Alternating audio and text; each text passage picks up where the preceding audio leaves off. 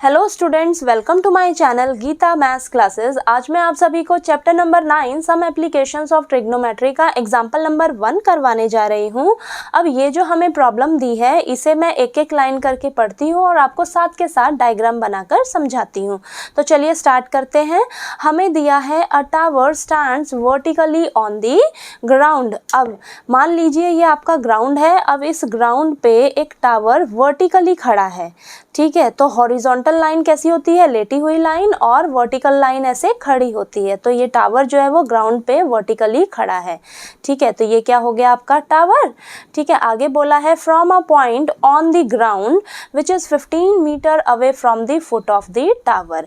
अब इस ग्राउंड पे आप एक पॉइंट ले लीजिए, ठीक है। तो ये मैंने पॉइंट ले लिया। अब ये जो पॉइंट है ना, ये टावर के फुट से 15 मीटर की दूरी पे है, ठीक है। तो यहाँ से इस पॉइंट से लेकर ये फुट ऑफ द टावर जो है, इन दोनों के बीच का डिस्टेंस कितना दिया हुआ है हमें, 15 मीटर, ठीक है। आगे बोला है the angle of elevation of the top of the tower is found to be 60 degree.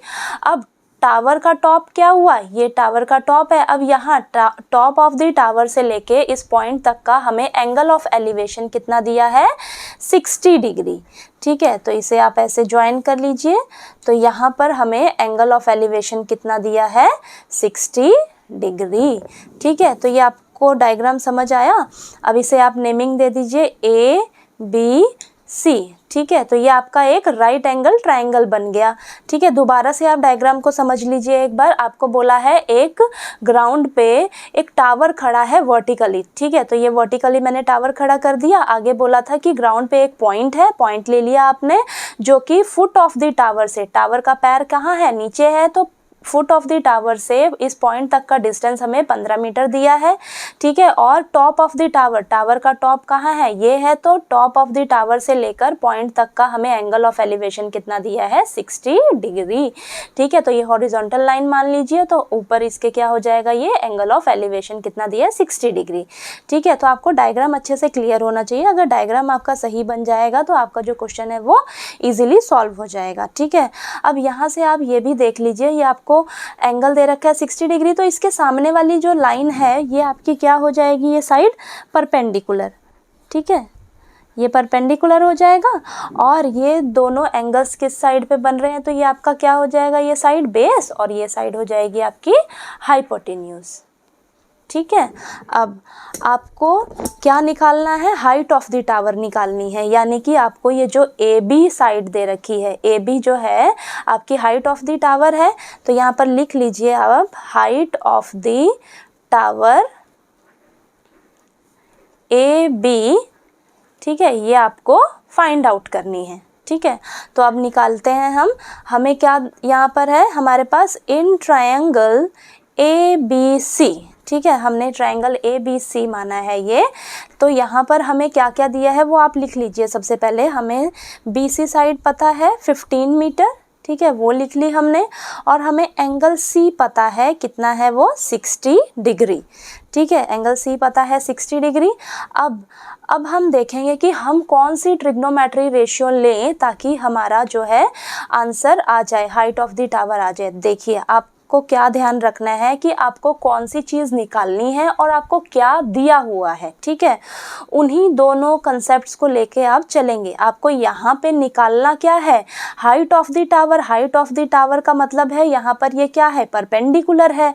और आपको दिया क्या हुआ है, BC साइड यानी कि बेस दिया हुआ है, ठीक है। यानी कि बेस और परपेंडिकुलर लेके चलोगे आप, ठीक है। बेस और परपेंडिकुलर किसका रेशियो होता है वो देखेंगे हम। मैंने आपको बताया है मंत्र एक, पीले बेटा पीले हर हर बोल के, ठीक है। तो हम परपेंडिकुलर और बेस, परपेंडिकुलर और बेस को लेना है। तो परपेंडिकुलर और बेस किसका रेशियो होता है, tan का, ठीक है।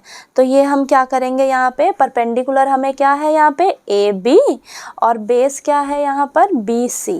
तो ये दोनों साइड को लेके चलेंगे, ये ऊपर परपेंडिकुलर और ये नीचे बेस, ठीक है। परपेंडिकुलर अपॉन बेस किसका रेशियो होता है, tan थीटा का। और यहाँ पे हमें थीटा कितना दिया हुआ है, 60 डिग्री। ठीक है, तो ये वाला कंसेप्ट जो है आपको अच्छे से क्लियर होना चाहिए।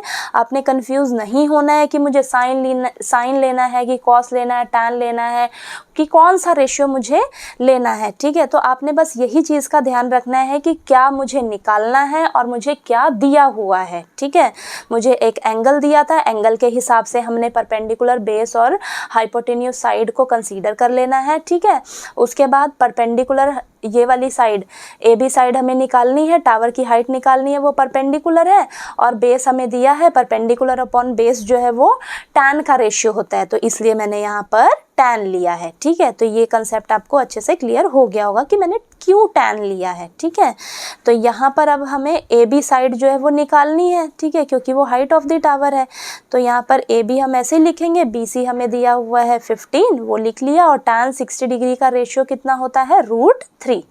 ठीक है, अब यहाँ पर ए बी क्या आ जाएगा हमारे पास, 15 जो है इसके पास √3 के पास जाके मल्टीप्लाई हो जाएगा, तो 15√3, तो ए बी कितना आया, 15√3। ठीक है, तो यहाँ पर आ गया हमारा ये height of the tower, A B जो है हमारी हाइट ऑफ द टावर है, तो यहाँ पर हम लिख लेंगे hence the height of the tower is 15√3 metre. ठीक है, तो ये आपको अच्छे से एग्जाम्पल नंबर 1 जो है वो समझ आ गया होगा। ठीक है, नेक्स्ट एग्जाम्पल नंबर 2 के लिए हम नेक्स्ट वीडियो में मिलते हैं।